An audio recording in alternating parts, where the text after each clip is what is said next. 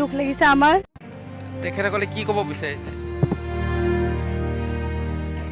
আজি জুবিন দা নাই কাৰণে বহুতেই দুখ লাগিছে আমাৰ। তেওঁ যেতিয়া আছিল আমি এই ৰাস্তাৰে জুবিন দাক দেখি থাকোঁ গৈ থকা, তো দেখি কিনে আমি এটা সান্তনা পাইছিলোঁ। তো আজি তেওঁ নাই কাৰণে আমাৰ সঁচাকৈ বেয়া লাগিছে, কাৰণ আমি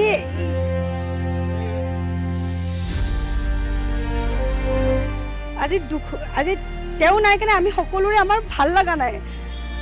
আজি যোৱাকালি ৰাতিটোৰ পৰা আমি শুব পৰা নাই, আমাৰ ভাত খাব পৰা নাই।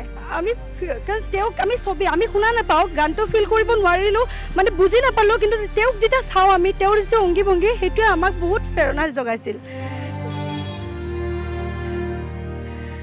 তেওঁৰ আমি জনামতে, আমাৰ মা দেউতাই কোৱা মতে তেওঁ অসমৰ কাৰণে এটা বিখ্যাত ব্যক্তি বুলি আমি জানো। তেওঁ নাই কাৰণে আজি আমাৰ হাৰ্ট, আমাৰ ক'বলৈ ভাষা নাই। জুবিন দা নাই, জুবিন দা।